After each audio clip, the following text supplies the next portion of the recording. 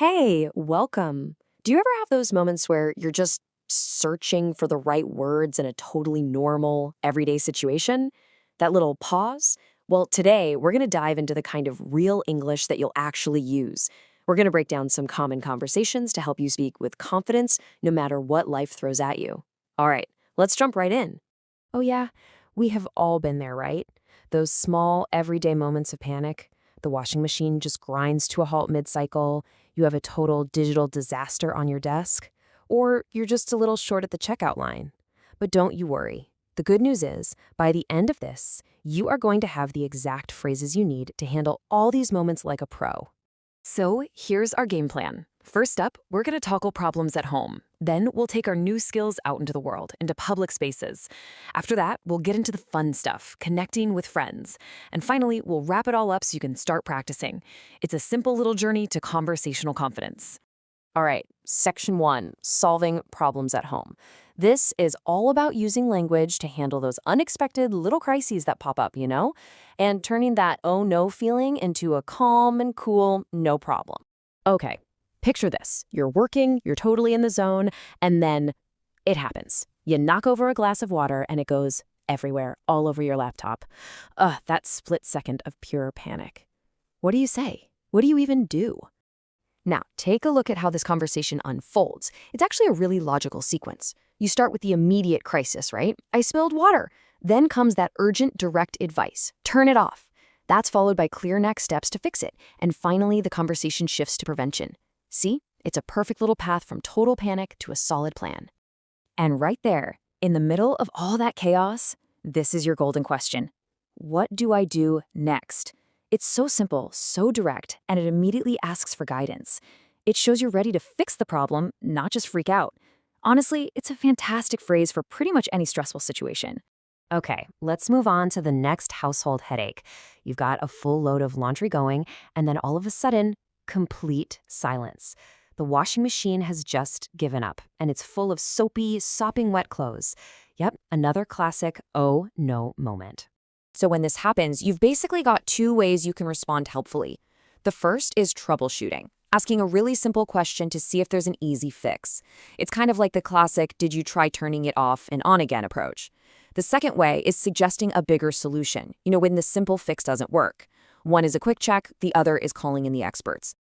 And that brings us to this awesome power phrase, did you try? It is the perfect way to start that whole troubleshooting process. Did you try restarting it? Did you try checking the plug? The beauty of this phrase is that it's super helpful without sounding bossy or like a know-it-all. It's a great way to offer that first step. Of course, not every problem is some huge disaster. Sometimes it's just one of those small, everyday annoyances. You know the feeling, right? You go to brush your teeth and you squeeze out the last little bit of toothpaste. Or you're all set for breakfast and realize there's no milk. It happens to all of us. And a lot of the time, the solution is just as simple. It's just a direct offer of help. Notice how straightforward the language is here. It's not complicated at all. You can use mine. It's quick, it's friendly, and it solves the problem. More importantly, it just shows you've got their back. Okay, let's move on to section two. We're going to take these skills and head outside. This is all about navigating public spaces, having those clear, confident conversations when you're out and about, whether you're at the doctor's office or the airport. All right, let's talk about a situation that can be a little intimidating for just about anyone, checking in at the doctor's office. You really need to be clear and to the point to get your message across, especially when you're not feeling 100%. Check out this 3-step formula. It's so simple and so effective. You start with your purpose. Then you state the problem in simple terms. No need to get all technical.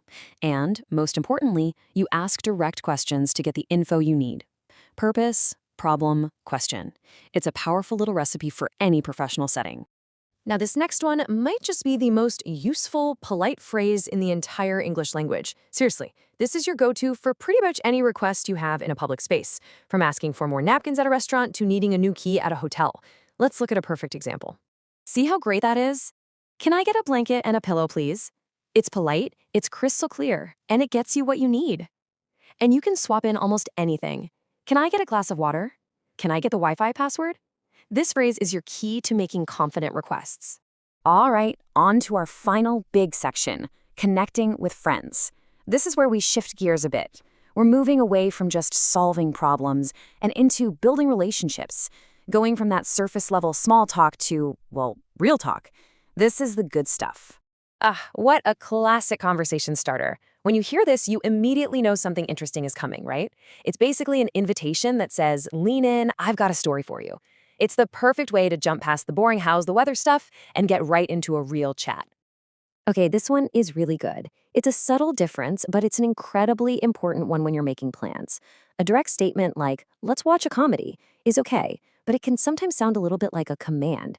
But a collaborative suggestion invites the other person into the decision-making process. And honestly, it just feels way more friendly. And this is the key to that whole collaborative vibe. How about we? It instantly changes the tone from an order to a friendly suggestion. How about we try that new cafe instead of let's go to that new cafe? It makes planning things together feel much more like a team effort, which is really what friendship is all about, right? And that brings us right to the finish line, and maybe the most important section of all, your turn to practice. Because, learning all these phrases is great, but actually using them is what's going to make all the difference in the world. So think of this as your new conversational toolkit. Let's do a super quick recap. For troubleshooting, you've got, did you try? For suggesting a solution, maybe we should. For making plans with friends, how about we?